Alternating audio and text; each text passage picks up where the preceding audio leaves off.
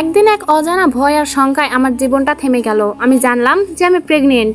প্রথমে বিশ্বাস করতে পারলাম না, কি হলো আর কিভাবেই বা হলো।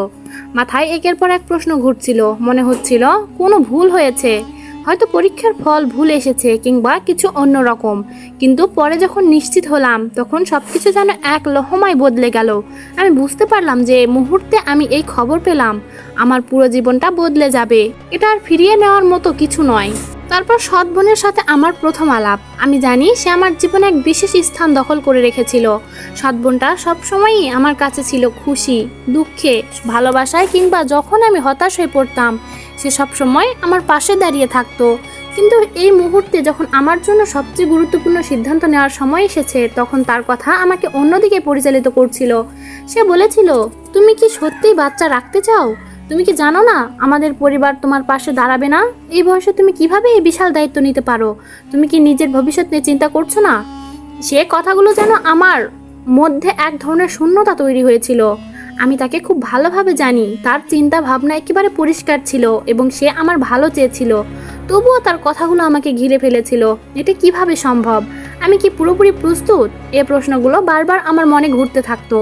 তার কথায় এক ধরনের উদ্বেগ ছিল যা আমাকে কেমন যেন একটা অবিশ্বাসের মধ্যে ফেলে দিয়েছিল। যখন জীবনটাকে নিজের চোখ দিয়ে দেখতে শিখি তখন কখনো কখনো অন্যদের কথা মনে হয় খুবই প্রভাবশালী, কিন্তু তারপর যখন একা ছিলাম, নিজেই সঙ্গে ছিলাম, তখন আমি ভেবেছিলাম এটা আমার জীবন, আমার সিদ্ধান্ত। এই সময়ের মধ্যে আমি নিজের জন্য কিছু বুঝে উঠতে চেষ্টা করছিলাম।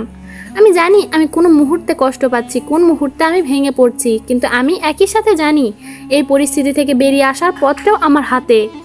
আমি জানি এমন সিদ্ধান্ত কখনো সহজ হবে না, কিন্তু এও জানি যে জীবন কখনো অপ্রত্যাশিত পরিস্থিতির মুখে আমাদের সঠিক পথ দেখিয়ে দেয় না, আর সে পথটি হয়তো সবচেয়ে বেশি শক্তি অর্জনের পথে পরিচালিত করে। আমার সৎ বোন বলেছিল, তুমি যদি এই বাচ্চাটা রাখো তুমি জানো না কতটা কঠিন হয়ে যাবে, আর যদি তুমি এটিকে রাখো তোমার সব কিছুই বদলে যাবে। আর সত্যি যখন সে এসব বলছিল তখন আমার মনে হয়েছিল যেন আমি অন্ধকারে হাঁটছি, জীবনটা কোথায় যাবে আমি জানতাম না। কিন্তু যেদিন নিজের ভেতরে শক্তি পেলাম সেদিন আমি বুঝলাম আমাকে নিজের জীবনের ভার নিজে নিতে হবে। আমার ভবিষ্যতের জন্য এই মুহূর্তে এই বাচ্চাটা শুধু আমার সিদ্ধান্ত হতে পারে। আমার সিদ্ধান্ত ছিল আমার জীবনের এই মুহূর্তে আমি যা চাচ্ছি তার জন্য আমাকে দায়িত্ব নিতে হবে। জীবনের সব সিদ্ধান্তই আমাদের নিতে হয়, আমরা কতটা প্রস্তুত কিংবা অপ্রস্তুত তা কিছুই না। যদি আমি এক্ষুনি পিছু করতাম তাহলে আমি আমার জীবনের সবচেয়ে গুরুত্বপূর্ণ সিদ্ধান্তটি বাদ দিয়ে দিতাম। এত কিছুর পর যখন আমি এই সিদ্ধান্তে নিয়ে গেলাম তখন আমার মনে হচ্ছিল যদিও পরিস্থিতি কঠিন হতে পারে, কিন্তু এই পৃথিবীতে সবচেয়ে বড় শক্তি হলো নিজের উপর বিশ্বাস রাখা। আমি জানতাম এটি সহজ হবে না, কিন্তু আমি জানতাম যে আমাকে একা এই পথ পাড়ি দিতে হবে যদি আমার এই সন্তানকে পৃথিবীতে নিয়ে আসি। আমার মনে হয়েছে যদি আমি বাচ্চাটা রাখি আমি একাই তাকে বড় করব, তাকে একা লালন পালন করব। এমন সিদ্ধান্ত নেওয়াটা নিঃসন্দেহে কঠিন, তবে এটি আমার দায়িত্ব এবং আমি তাকে সেই ভালোবাসা দেব যা আমি নিজে কখনো চেয়েছি।